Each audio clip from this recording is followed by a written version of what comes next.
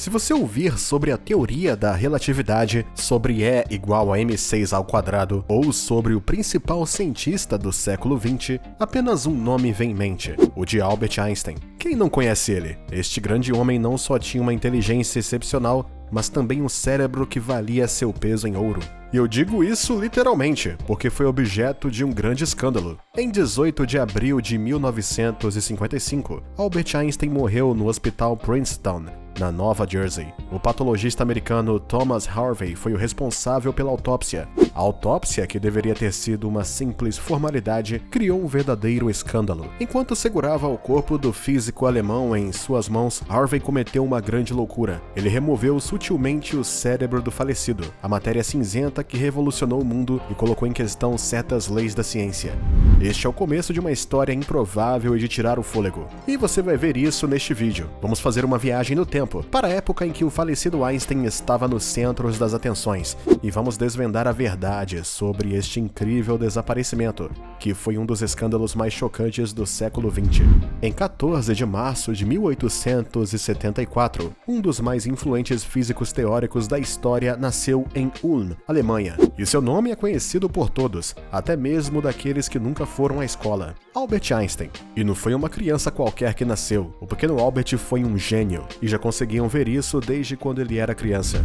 O interesse de Einstein pela ciência foi despertado por um objeto cotidiano, uma bússola. Ele não tinha nem 5 anos na época, mas já estava intrigado por esse objeto misterioso, que mostrava a existência de uma ação à distância e que parecia milagrosa. Aos 12 anos, ele foi influenciado por um livro sobre geometria plana euclidiana, o que chamou de o Santo Livro da Geometria, e que teve um efeito indescritível sobre ele. Einstein ficou fascinado com a clareza e a certeza das provas que continha. Seu tio Jacob, engenheiro de profissão e sócio no negócio de equipamentos elétricos do pai, começou a apresentá-lo a problemas matemáticos, que Albert resolveu com prazer. Einstein convidava Max Talmey para jantar em sua casa, um estudante de medicina, que lhe deu livros de ciência e mais tarde trabalhos de Kant, e com quem ele teve longas e muito interessantes discussões. Os 4 anos seguintes da sua vida foram decisivos porque ele aprendeu cálculo diferencial e integral por conta própria sem a ajuda de ninguém. Isso não é algo que qualquer um faz, principalmente naquela época. De fato, toda a sua vida foi marcada desta forma, aprendendo e aprofundando seus conhecimentos de uma forma totalmente autodidata. Entretanto, na escola, o pequeno Albert era um aluno comum, na beira da mediocridade, dotado com uma inteligência comum. Bom, isso é o que pensavam na época. Em 1895,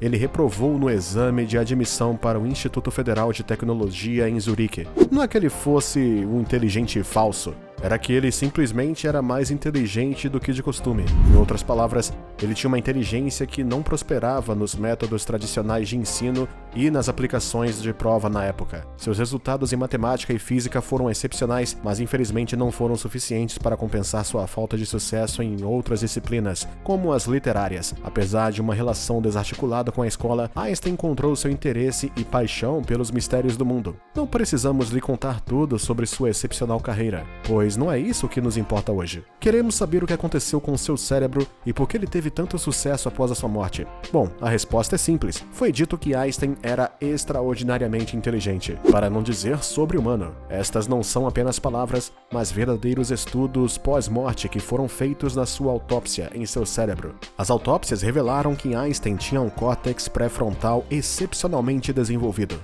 E é precisamente esta estranheza que teria ajudado o físico a compreender o equilíbrio invisível do universo. Thomas Harvey entendeu isso e quis aprofundar o assunto, fazendo do cérebro de Einstein seu brinquedo, ou melhor dizendo, sua joia de laboratório.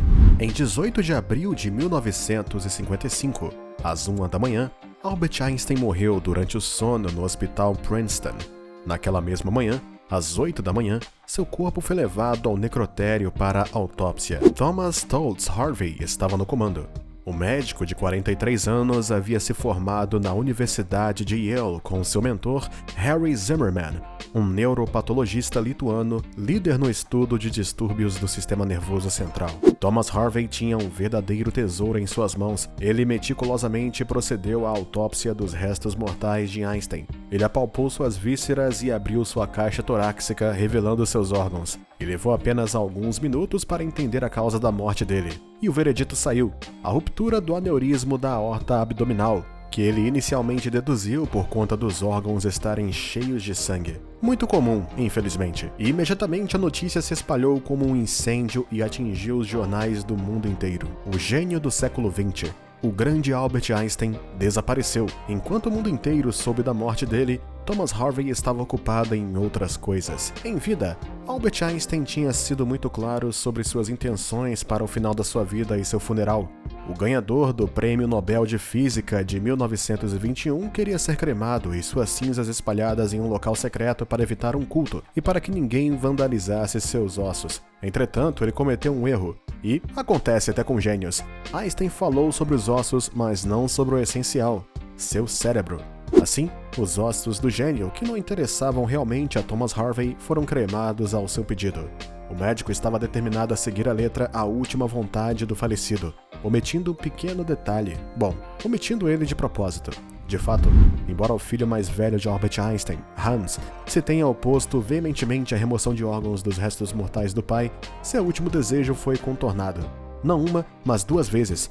A primeira vez foi quando o oftalmologista de Einstein tirou os olhos dele, e a segunda quando Harvey tirou seu cérebro. No silêncio sombrio do necrotério, o patologista começa a analisar o seu cérebro como se fosse uma joia. Antes disso, ele raspa o seu cabelo, tira o couro cabeludo e revela o crânio. Depois ele abre para chegar ao cérebro, e então separa um órgão do resto do corpo. Seu primeiro reflexo é pesá-lo, naturalmente. Seu cérebro pesava 1,230 kg, uma pequena joia. E ele não acredita, porque o cérebro valia realmente seu peso em ouro, mesmo que pesasse um pouco menos que a média de 1.300 gramas para um homem adulto. Thomas Harvey então tirou várias fotos do cérebro para imortalizar o órgão em seu estado mais cru, antes de decidir cortá-lo em 240 pequenos pedaços. Ele guardou tudo em frascos cheios de formalina, que colocou com segurança em seu porta-malas antes de partir para Filadélfia. A Universidade da Pensilvânia era uma das poucas instituições que tinha um micrótomo, um instrumento raro na época. O micrótomo pode ser usado para fazer fatias super finas de tecido biológico, congelado ou fixo, e fino na faixa dos micrômetros. Estas lâminas orgânicas são mantidas entre as duas lâminas para observação microscópica. Harvey leva um total de 3 meses para fazer este trabalho cuidadoso e 12 conjuntos de 100 fatias cada um. Ele deixa apenas algumas fatias intactas. Ele então envia seções aos seus colegas patologistas para análise, pois um cérebro de tão grande raridade e brilho inigualável deve ter mistérios ocultos e imenso interesse para a ciência. Harvey se dedicou à análise metódica do cérebro de Einstein, tendo cuidado de registrar tudo em um relatório. Ele é movido por uma necessidade frenética de fazer uma descoberta revolucionária que serviria à ciência. A imprensa acompanhou com confiança seu progresso. No dia 20 de abril de 55, o New York Times publicou um artigo de primeira página: Descoberta feita no cérebro de Einstein. Foi durante a publicação do artigo que a família de Einstein soube do roubo do cérebro do seu patriarca. Harvey conseguiu convencer o filho mais velho, Hans, a deixá-lo ter as amostras para que ele pudesse continuar a pesquisa, o que ele relutantemente concordou em fazer. E ele estava certo em relutar, em deixar o cérebro do seu pai viajar pelos Estados Unidos, dos laboratórios às mesas de dissecação, pois as análises de Harvey acabariam sendo inúteis. O médico, longe de ser um especialista neste órgão e no conhecimento do cérebro, não será capaz de diferenciar o cérebro de Einstein do de pessoas comuns. Harvey não apresentou o relatório ao Centro Médico Einstein, na Filadélfia. Como resultado, o cérebro de Einstein foi esquecido, e isso vai durar mais de 20 anos. Ninguém mais falará dele. Nenhuma publicação ou artigo científico colocará o cérebro do gênio no centro das atenções. Quanto a Thomas Harvey, ele perdeu sua posição em Princeton e levou suas anotações, seus objetos pessoais e também seus frascos com ele. Ele saiu do estado e simplesmente desapareceu. Mas em 78, o caso voltou à tona quando Stephen Levy, um jovem jornalista, recebeu um pedido excepcional do seu editor para encontrar o cérebro do gênio. Ele conheceu Harvey em Wichita, Kansas, que lhe mostrou os últimos pedaços do cerebelo de Einstein. Um pedaço do seu córtex cerebral e vasos da aorta, bem conservados em seus famosos frascos. Levy relançou a máquina e a especulação voou por toda parte. Acredita-se que o cérebro de Einstein tenha mais neurônios que os outros e uma configuração incomum no nível da fenda de Sylvius, que aumenta o tamanho dos seus lóbulos parietais, mas isso não convenceu. O único trabalho relativamente interessante na época foi o de Marian Diamond, uma neuroanatomista da Universidade da Califórnia em Berkeley, que mostrou que o cérebro de Einstein tinha uma proporção maior de células gliais e neurônios do que 11 cérebros comuns. Em 98, Thomas Harvey finalmente desistiu da batalha e entregou os últimos fragmentos do cérebro de Einstein que tinha dado a Elliot Cross, seu sucessor como patologista em Princeton.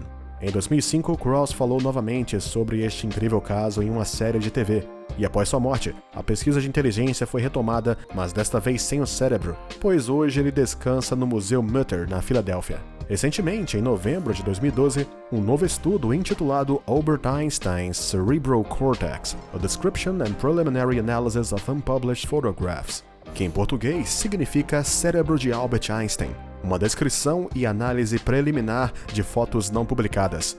Esse estudo foi publicado na revista Brain. Um antropólogo da Florida State University chamado Dean Falk liderou este estudo com base na análise de 14 fotos recentemente descobertas.